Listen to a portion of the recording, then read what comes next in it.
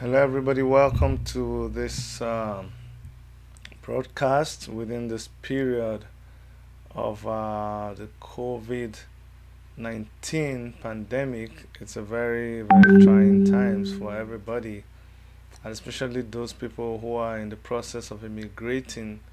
I guess everybody's paramount concern right now is our safety and our health. So, but I just wanted to quickly update you on what Canada is doing concerning immigration. Now, for a lot of you, you're able to go to the Canada immigration website and see what is going on there. But for a lot of people, they're still not able to go. I don't understand. They're not able to go to this site and find out for themselves what is going on. And we have always said that we don't hide these things. We try. In fact, we feel more comfortable when you guys already know where you can go and get answers to some of these questions that you ask us. But for the benefit of those of you who still find it difficult to access these things from the same places that we access them.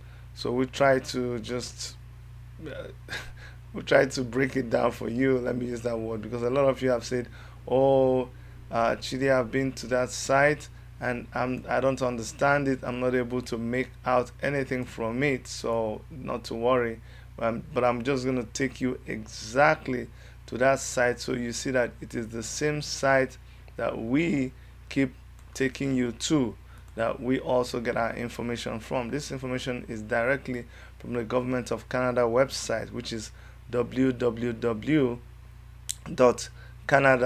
The same thing, no difference. The same site where we go to get this information that we're always telling you guys about. So this is the same thing. As you can see, all you have to do is give it a little bit of time. I'm telling you, and you'll be able to access the information just like we too are able to access that information. So what I'm going to do now is I'm just going to maybe read out the information and be able to explain some of it to you because like like I already said, a lot of you complain that you're not able to understand the information that is put up on the screen there. So that's what I'm gonna do. And actually, you know what I want to do? I want to make a split screen so that we can all look at it together. So I'll be on one side, and I can also read out what is is on the screen already. Okay, that way we can make a connection, and some of you will feel confident enough to accept that it's the same thing I send you to read online that I am reading from. Okay, so let me bring in that view. All right, so you see, now you see it's the same thing that you're seeing that I'm going to be reading from. All right, let's go. So, how does how COVID-19 is affecting business at IRCC? This is just the Immigration, Refugees and Citizenship Canada office. How is COVID-19 affecting them?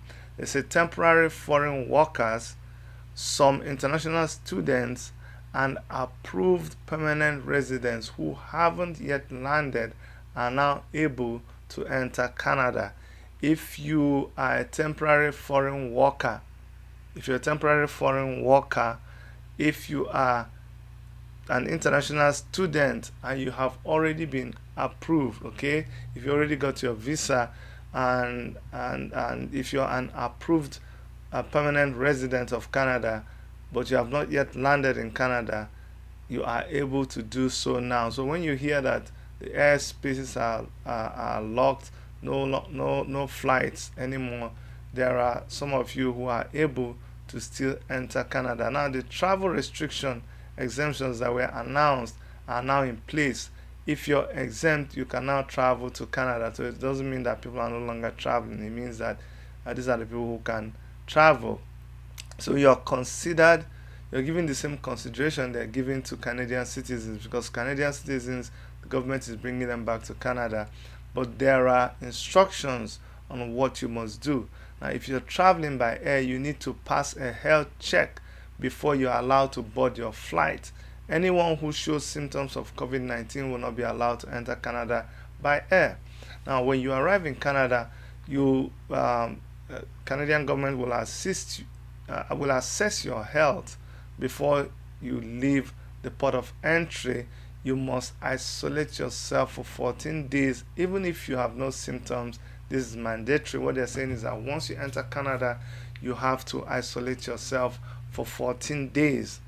Now, only people who provide essential services and truck drivers who regularly cross the border to maintain the flow of goods are exempt from isolation requirements. The people that are, the truckers, because remember they have to come in with their truck, and when they come in with their truck, they have to go deliver the goods, and some of them just go overnight from the US, even cross Canada, deliver their things, and go back to Canada. So you don't have to be afraid that if you enter Canada, they're going to hold you down for 14 days. No, no, no, no. That even some of you who are traveling by air, when you're on transit and you stop in a country, because you are inside the airport, they don't ask you to quarantine yourself. It's only when you leave the airport and you get into the country, that's when the quarantine order affects you. Now, implications of the travel restrictions on IRCC clients. Now, on March 16, 2020, the Prime Minister announced travel restriction measures that will restrict air travel to Canadians, permanent residents, and families of Canadians to protect Canada from the outbreak of COVID-19. While these restrictions seek to stop non-essential travel, there are exceptions to ensure essential travel is permitted. The following text addresses common questions about the travel restrictions and other impacts COVID-19 is having on IRCC clients and operations. Now, I am not going to go through this one by one. What I expect you to do is to please go and open up this page. It is the IRCC under www.canada.ca. When you open that, you can just type COVID-19 and you will see this page pop up. You can go and read for yourself some of the questions that you might ask, like what are the air travel restrictions, how does the government define immediate family member under these restrictions, what are the air travel exemptions, what are the land travel restrictions, what are the land travel exemptions, will I be allowed to re-enter Canada if I am a permanent resident, will I be able to remain in Canada if I'm already in the country legally? A lot of the questions that they have answered here based on the questions they are getting from people. If you're outside Canada and you are worried, you want to come back to Canada, but you're worried about how these restrictions affect you, I recommend that you contact the the Canadian consulate in your area, in your location. Connect with the Canadian High Commission, and they will tell you what to do. On a similar note, I just wanted to let you guys know of this information because US is of course a neighboring country, a sister country to Canada. So this might work for you now because of the pressure that the COVID-19 virus has brought to America, whereby America is now regarded as the country with the highest cases of this COVID-19. What America is now doing is they are advertising, they are searching for international medical staff to fight this spreading coronavirus outbreak. Okay, now what it means is, let me read it for you. As the United States took the grim title of the country with the most coronavirus infections, the State Department announced that it is looking to hire international medical staff to handle the increasing number of coronavirus cases in the country. We encourage medical professionals seeking work in the U.S. on a work or exchange visitor visa, H or J, particularly those working on COVID-19 issues, to contact the nearest U.S. Embassy consulate for visa appointment, said a tweet by the Bureau for Consular Affairs. Particularly those working to treat or mitigate the effects of COVID-19 were encouraged to reach out to the nearest U.S. Embassy or consulate to request a visa appointment, the statement added. The State Department also urged foreign medical professionals already in the U.S. to take necessary steps to extend their stay. So they are asking you, if you are in U.S. on a visiting visa, or you are in U.S. on a work permit and it's expiring, especially those of you in the medical profession, doctors, nurses, health workers, caregivers, they are asking you to extend your stay because they need you. All right.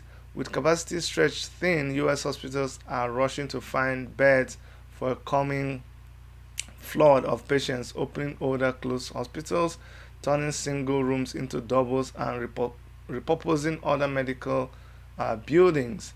Over half the U.S. population is now under some form of lockdown as authorities nationwide seek to stem outbreaks. Birmingham, Alabama, and Charlotte, North Carolina have become the latest major U.S. cities to order residents to stay indoors. New York State alone accounted for more than 30,000 cases and close to 300 deaths, most occurring in New York City. I just had to bring that up because I know a lot of you just are interested in any opportunity that there is for them to travel outside the country. So please, you can also go to the U.S. Government website and find out more details about this situation. That's all that we have for you today. We ask that please, if you have not subscribed to our channel, if you're a newcomer, if today is your first day on our channel, that you please try to subscribe and share our video, and always be part of what we're doing here from all of us in Toronto. My name is Chidi, and from all our crew, Dr. Erica, and everybody that is all over the world helping us to do what we're doing, we just ask you to please stay safe and stay indoors if you have to. God bless you all, and I'll see you next time.